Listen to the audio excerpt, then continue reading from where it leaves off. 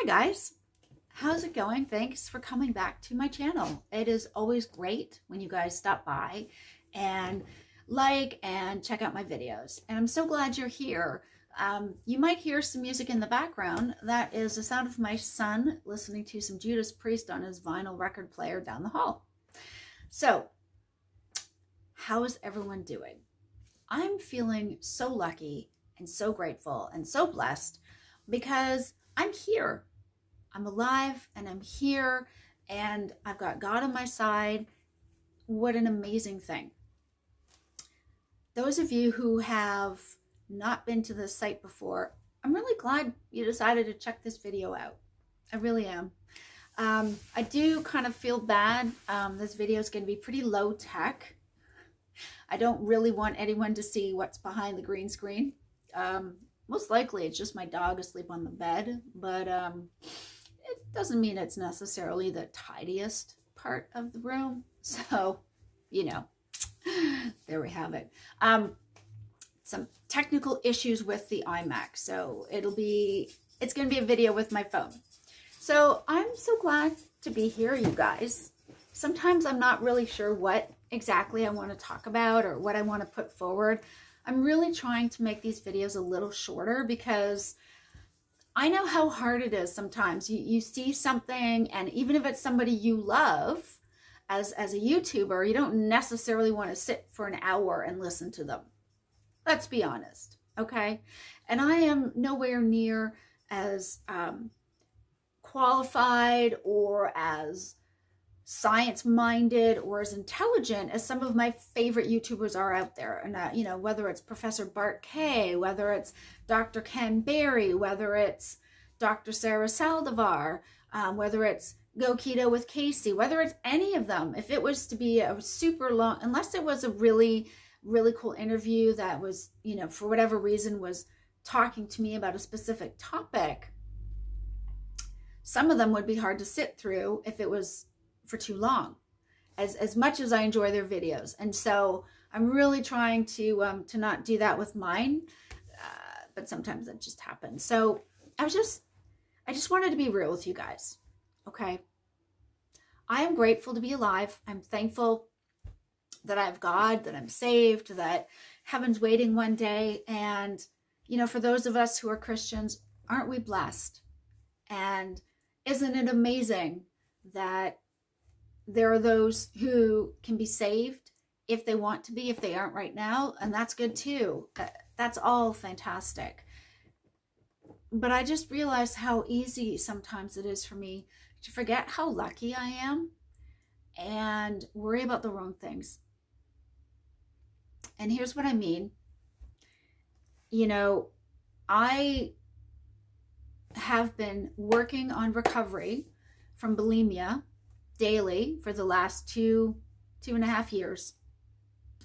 And there have been times in my past where I thought, oh yeah, I'm totally fine, I'm fixed. I'm not bulimic, I'm not making myself sick, I'm not taking laxatives, therefore I'm fine. And what I refused to acknowledge was I wasn't dealing with any of the anxiety, which is what was triggering that reaction in me. And I wasn't dealing with any of the emotional or spiritual trauma in my life. I wasn't dealing with some of the bad things that happened in my old church that was going on. I wasn't dealing with the challenge of, you know, having things confirmed that, you know, our older son had autism, that we were having, you know, challenges in our marriage. I was having challenges with my own body image and my own idea of self-worth, but I was pretending like I was okay. Because at that point, I also really wasn't relying on God. Now, this is before fibromyalgia, okay? And this was even before 2012 when I was told I have generalized anxiety and depression. This is before 2015 when I was started on antidepressants, and other medication for the fibromyalgia pain, for the anxiety. Something was still there. And in the back of my head, I was just like, I kept trying to tell myself, I love myself. I love myself. I gotta love who I am. God loves me. Doesn't matter how big I get. Everything's fine. Because as far as I could tell, I was eating healthy. And it wasn't until 2020 when I kind of got this big slap up the side of the head going, you got to deal with this, Megan. You've got to deal with what's really going on spiritually so you can deal with what's really going on physically. Because I don't think I'd ever really connected the two. Maybe I had kind of, but not to any real depth. And as I've said in other videos, God is the one who led me to find more about the ketogenic diet on YouTube. This was late May of 2020. I was 195 pounds, which is what I weighed when I was about 8 months pregnant with my first son. It was crazy. I was swollen up. I felt like a giant balloon or a blowfish had stung me because I was just completely puffy, and my medication wasn't helping. I was in agony all the time. Nothing helped. Nothing worked. I could not, get rid of the deep anxiety I felt constantly. And at that point, I was not walking close with God. I wasn't. It's not like I stopped believing he was there, but I stopped talking to him. And even more than that, I stopped listening to him until at least I listened to him enough to go check out the keto diet. Now, I realized pretty quickly on that allowing vegetables in my life was not going to be good for me. I got rid of everything else. I got rid of all the seeds and nuts and pulses and gluten and cereals and all of that other stuff. Every other plant except vegetables was gone. And I realized that once I got rid of all the plants, I felt amazing. I felt amazing. I was reminded a few times that I really don't do well with dairy, even if it's full fat, other than butter. And I had to cut that stuff out. I learned all about carbs, not just the processed ones, but the ones that are found in fruits and vegetables, and how important it is to get rid of them. I took an inflamed and inflated body, and by cutting out all the garbage and crap, all of a sudden, within probably a week or two, yes, I was starting to lose weight, but I realized my inflammation was coming down. My brain fog was lifting, and I was feeling more positive than I'd ever felt in my life, especially with regards to being bulimic. And I used to always tell myself, I'm not bulimic, but I can't diet. It's going to trigger me, da da da da. And I knew that, but I was kind of like, I wasn't allowing myself to think about why did I have those bulimic tendencies. Because the thing is you can be bulimic or anorexic or have any sort of a disordered eating habit or pattern at any age. You don't have to be 13 to have it. You don't have to, it's not like if you start at 13, well, when you're 20, you'll outgrow it. It's not like acne. Okay. It's not like changes in life where once you reach a certain age as a woman, you go through menopause and you don't have a cycle anymore. That is not how eating disorders work. And even though I knew all that intellectually, I'd never given myself the chance to really think through emotionally and spiritually how things were affecting me, how it was triggered by extreme stress. And having a child who has autism, although he's extremely high functioning, but having to help him try to cope through life with social challenges was not easy. The fact that I had always worked full time until February of 2016, when my fibro pain and my lower back pain was so bad from my disc injury that I couldn't sit in an office and work anymore. My range of motion reduced. My mobility was significantly reduced, and it felt like it was just getting worse all the time. And there was nothing else they could give me prescription-wise. But my pain was out of control. And I'd given up.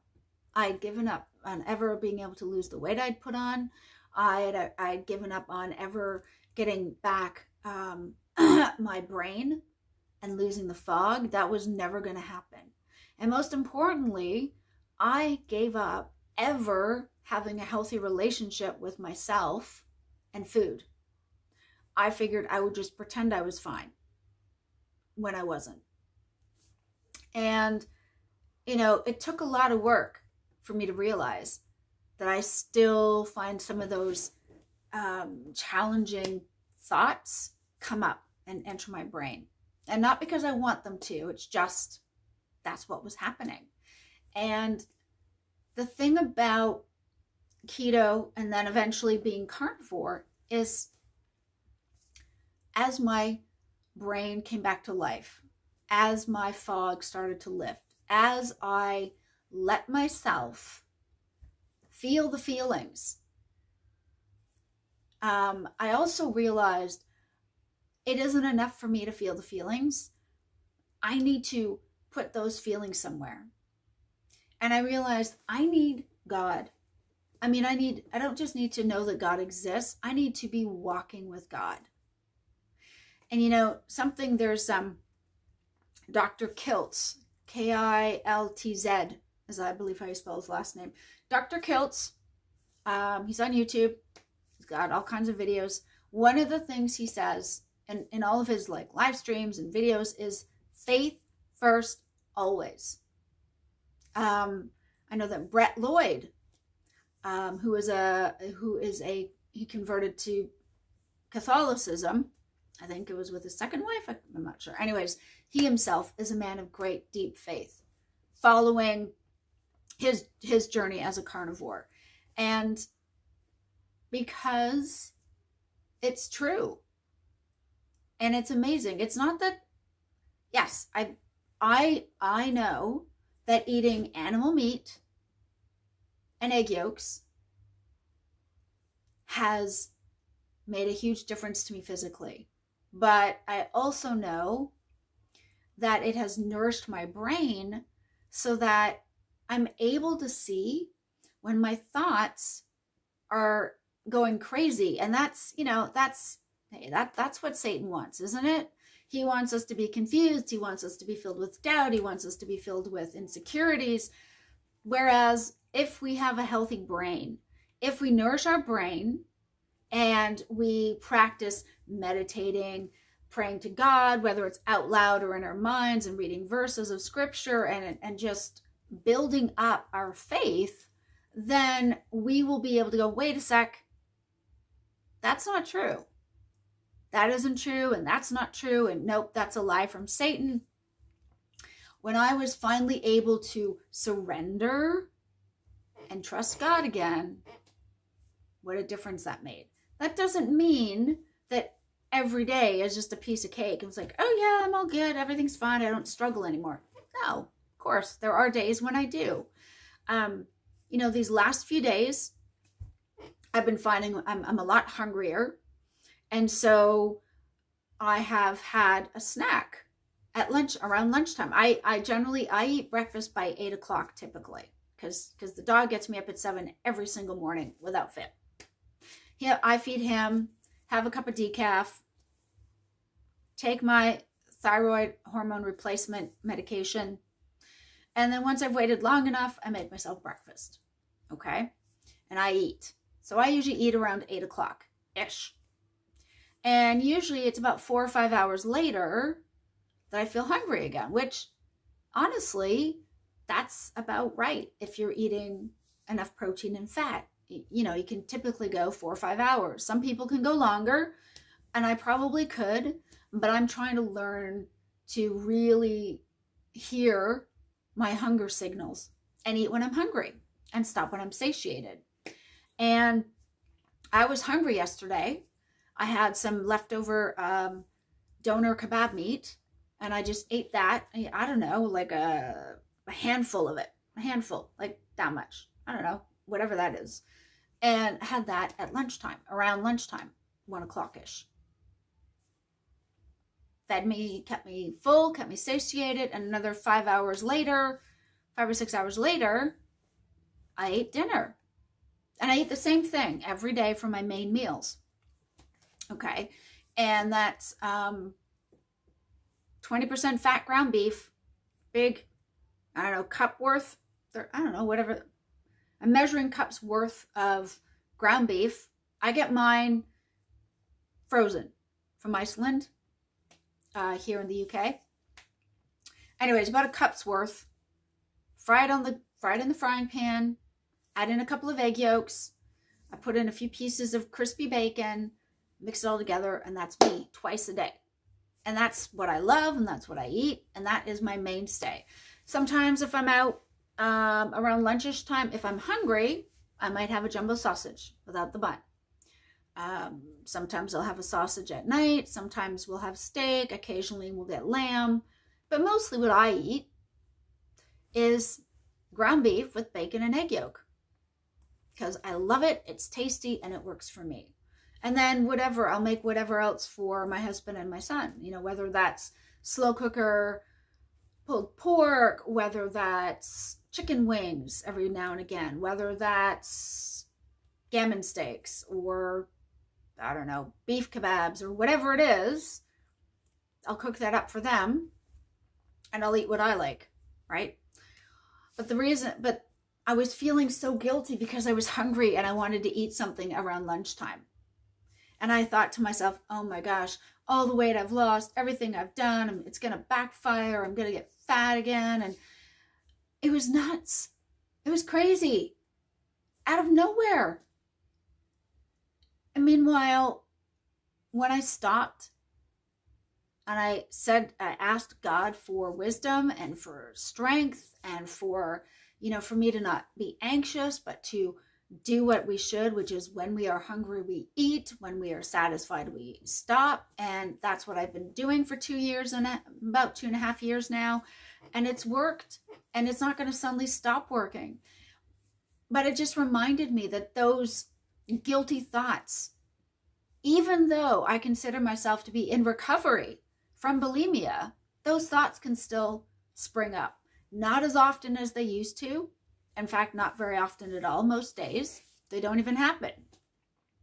But every now and again they do. And it just reminded me that, wait a minute, that doesn't mean I'm not recovered, or rather not recovering, right? That doesn't mean I'm not moving forward. It just means it's not something that just disappears and never comes back again. It's like remission, right? It doesn't mean it never happened. It doesn't mean it couldn't come back, but it means for right now, I'm doing well. And it just made me think of, you know what? That's okay. Oh my gosh, that's okay. And I wanted to share this with you guys because there might be more of us out there than we realize that have these thoughts, these feelings. And just because those feelings crop up, it doesn't mean we haven't had success. It doesn't mean we aren't doing better or even doing well. It doesn't mean we're not progressing. It just means Satan likes to tempt us and test us, and every now and then those kinds of thoughts will happen. Not that we plan for it, but they can happen. And I just hope, you know, that you guys will remember that that's okay. In fact, that's normal. That is perfectly normal. And what helps me so much, absolutely, is when I stop and I pray to God for help. Because I know that trying to simply eat what I'm supposed to and trying to ignore how I'm feeling only works for so long, because then I'm stuffing down the feelings. I'm trying to ignore them. I'm not dealing with them. You know, whatever it is, whether it's my anxiety that's making me feel that way or whatever's causing it, I need to stop. It means, okay, I need to stop. God, please don't let me feel like this. I'm doing well. I am recovering. And will I ever be fully cured? No, I don't think so, because it's not something you cure, but it's something that needs to be worked at daily. You know, somebody who is recovering from being an alcoholic would never consider themselves fixed, because that would mean they could go out and start drinking like a normal person. And that's not the case. If that was the case, they would never have a problem with alcohol to begin with. I think the same can be said for those of us who struggle with food addictions and eating disorders, is we are in recovery, or we are recovering, and we have to take everything moment by moment, day by day. And actually, isn't that just what God wants us to do? I think so. Whether you struggle with being bulimic or anorexic, or have any kind of low self-esteem, or you struggle with any kind of food addictions or addiction of any kind, it's a moment-to-moment process.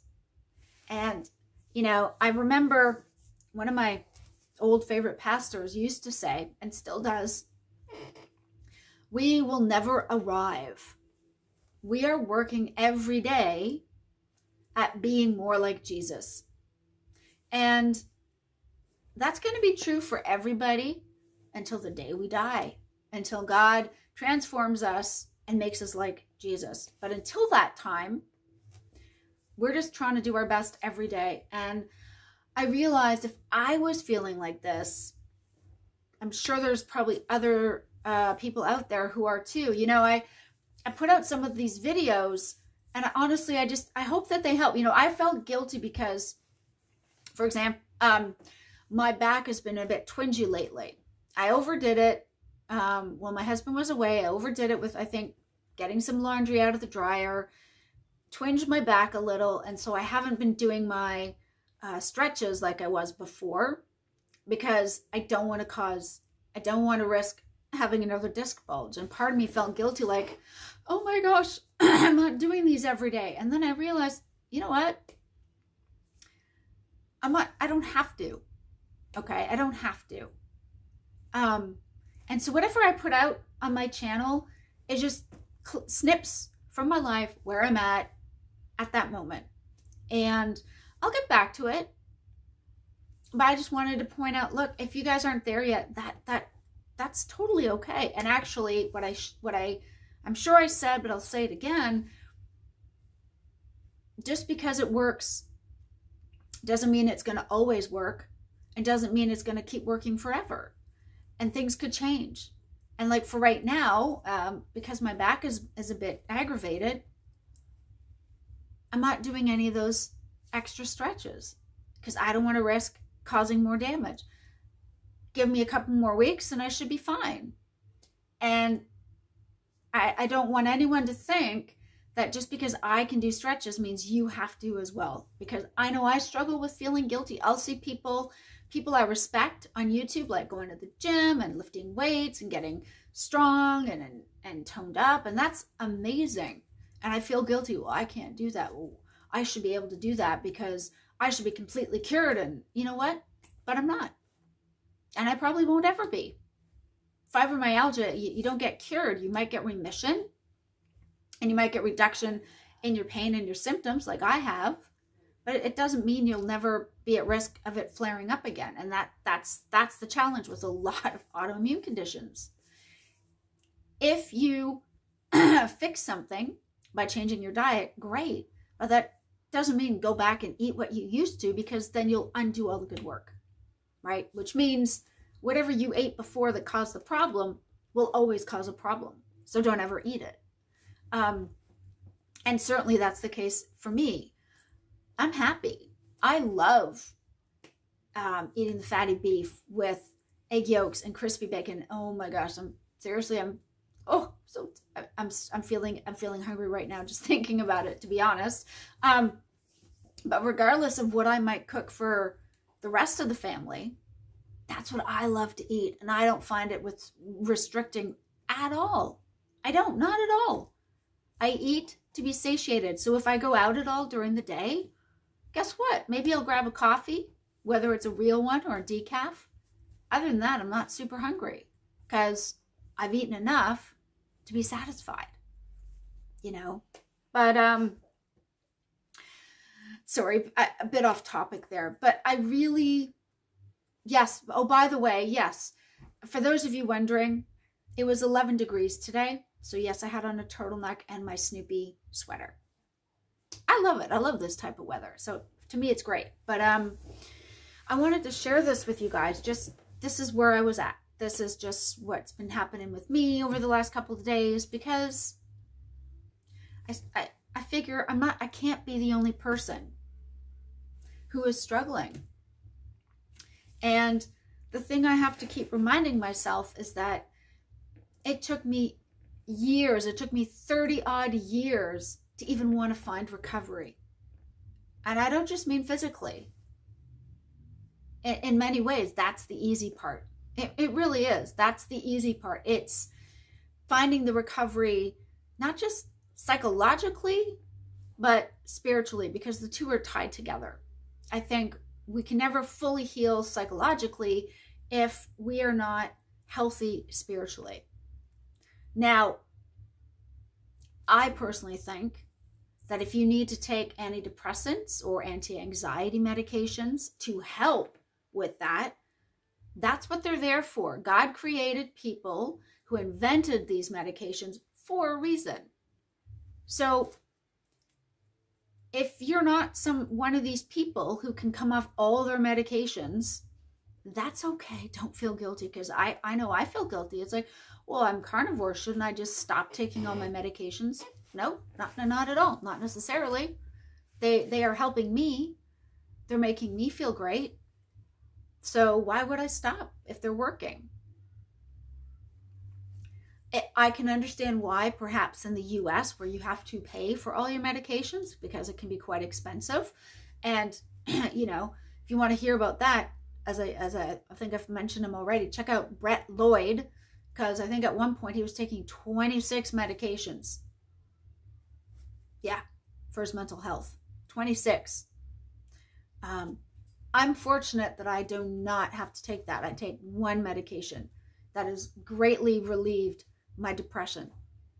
And between a healthier brain by going carnivore and a healthy spiritual walk with God, I would say the anxiety is almost non-existent these days. And it's, you know, it all works together. I mean, one thing affects the other completely. So I hope this is helpful, you guys. I really, really do. I didn't want to come out here and act like, oh, I've got it all together. I've arrived. I know everything. It's all sorted.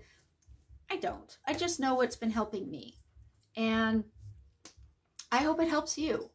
You know, like I said, I know for me, if I was not praying to God and meditating and looking at some scriptures every day and deepening my understanding of God's grace and love, it wouldn't matter. And for me, okay, for me, it wouldn't matter what I might understand emotionally with regards to, oh, you know, Satan's tempting me and these thoughts are just to take my focus off God, and I'm just being anxious and I just need to find some way to calm down and have a decaf and soothe myself with a treat. No, that for me, I would not have one without the other. Okay, so keto to then being carnivore, that came from God.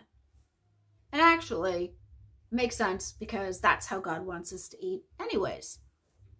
It's in the Bible. Check it out. Genesis 1 and 9, if you don't believe me. But I really hope this might help you guys.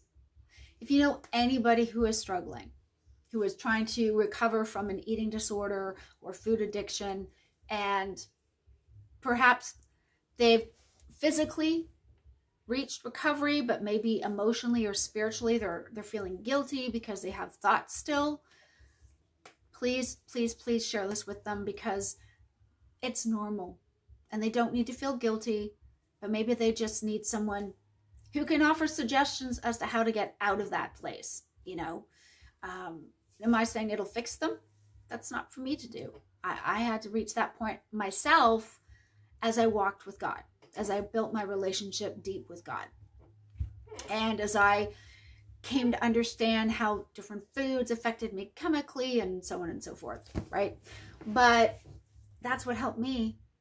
And the fact that I still have those thoughts and those struggles sometimes, I think that's pretty normal. So if anybody you know is struggling through this or has been through this, but, you know, wonders, you know, why are they having these thoughts again? Maybe this will help. Feel free to share this anywhere you want on social media. The more the merrier. If you guys have not yet subscribed, please do. Hey, let's build family. Let's build community. Let's help each other, because that's why I started this to begin with, you know?